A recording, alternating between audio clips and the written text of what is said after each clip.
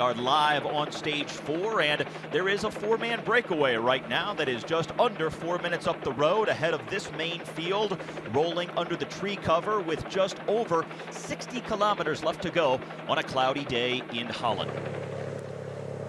Now 60 kilometers left to go, and our four riders, including from the Netherlands, on the back on Soleil team, sitting second wheel, Pim Ligtart, the 25-year-old.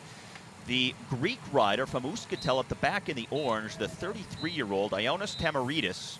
Then you have two Belgians, one from the Top Sport team, 27-year-old Peter Jacobs, and the other one, Staff Scherlinks, a 34-year-old Belgian veteran from the Ascent Jobs team, and right now he's at the very front in that orange and black jersey. Working their way back in through the town of Lyman will be the finishing town. And they will hit the finish line for the second of three passages coming up with 28.3 kilometers left to go. 60 seconds from our four-man breakaway to this field. Belkin in the green, Garmin Sharp in the blue.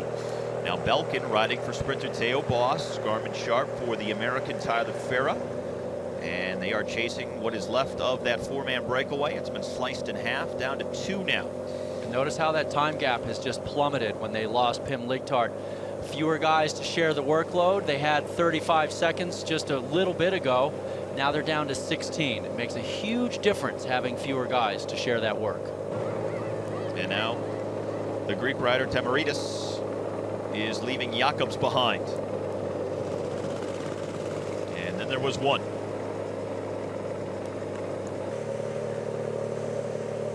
Now Philippe Joubert in the white there, coming to the front in the middle.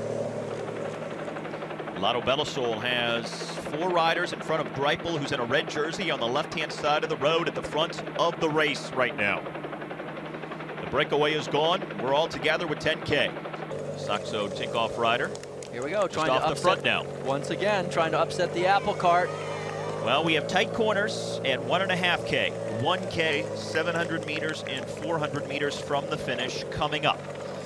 The riders have already seen the run into the finish line twice. This will be the third time, but it's at a much higher speed, and it's for real, for a stage win, and potentially for race leadership, and there's a crash back in the field. Oh! Several guys going down. Saxo Tinkoff, Cannondale, Belkin's caught up in it. Argo Shimano, Radio Shack, FDJ as well. Wow. And these are on the cobblestones when everybody's getting bounced around, and the entire peloton stuck in the log jam. Once again, a crazy final for the race. And the Saxo Tinkoff rider is about to be caught at the front of the field. Now it's a question of what sprinters were caught up.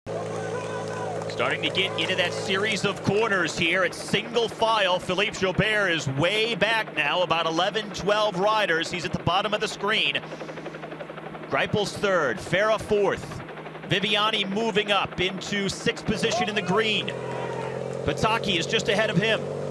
Getting set to open things up for the sprint as one teammate at the very front. Now the Belkin rider launches with Greipel on his wheel. Farah in the blue coming up the middle. Greipel in a perfect position. Now he comes around on the left. Up the middle in the red. Andre Greipel, the big German, trying to hang on to get the win. And finally, Greipel comes through to win stage 4 of the Eneco Tour in the first legitimate field sprint. And again, a look at how the finish unfolded. So Greipel right here, and Bohm goes early. Greipel just sits on the wheel, stays in the draft. You can see the American Tyler Farah coming up the left, but when Greipel hits it, look out, everybody. Unbelievable acceleration by the German, known with nicknames such as the Gorilla and the strongest man on earth, as he clearly takes the win. The results on the stage: Bohm takes third, Pataki in fourth position, but Andre Greipel the stage win in just under 4 hours.